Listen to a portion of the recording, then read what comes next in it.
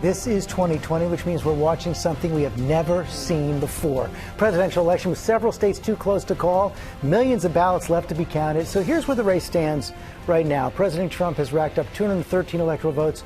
Joe Biden has 225 electoral votes so far. The question, of course, is who can get to 270, the number needed to win.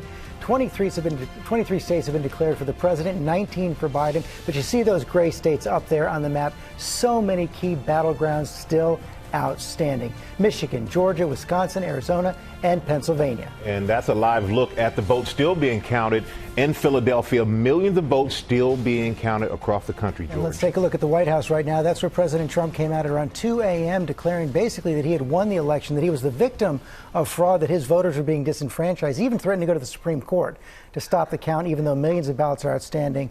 It was a false claim and an empty threat. The president is behind right now in the Electoral College and the popular vote. He can't go to the Supreme Court to stop the counting. There's days of countings ahead.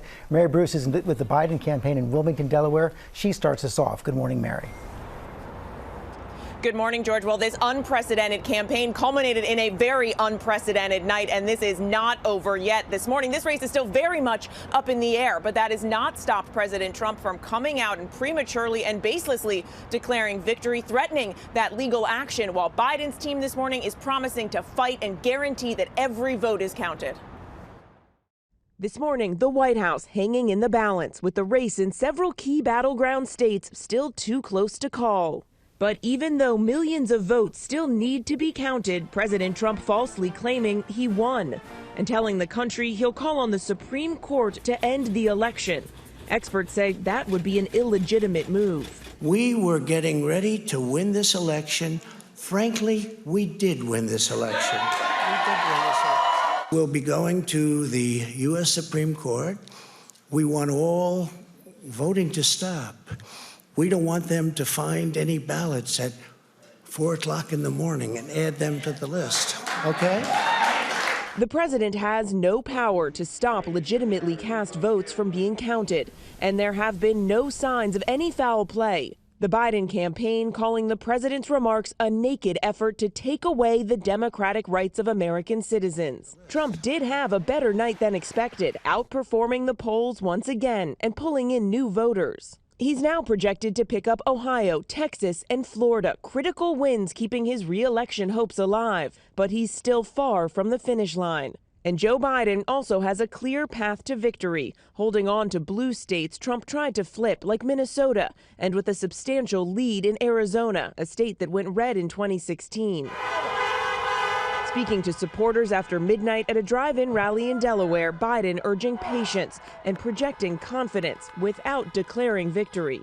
I'm here to tell you tonight, we believe we're on track to win this election. It ain't over till every vote is counted. Every ballot is counted. Because of the surge in mail-in voting due to the pandemic, we've known for months that in many states it could take days to tally all of the ballots. And George, this morning, all eyes are now on that blue wall that Trump toppled in 2016, Pennsylvania, Michigan, and Wisconsin. So right now, here's where things stand. Trump is ahead in Pennsylvania and Michigan. Biden has a very narrow lead in Wisconsin, but there's still a lot of uncounted votes out there that could tip these races in either candidate's favor. And George, right now, Georgia and North Carolina, those races still too close to call. Yeah, we've seen that started to happen overnight in the Midwest. We saw Donald Trump go out to big leads in Michigan, Wisconsin, and Pennsylvania. Overnight, they've closed in Wisconsin. As said, Biden is ahead, and it's closed in Michigan as well. We're still waiting for counts in Pennsylvania. So how is the Biden camp absorbing all of this? What's their mood right now?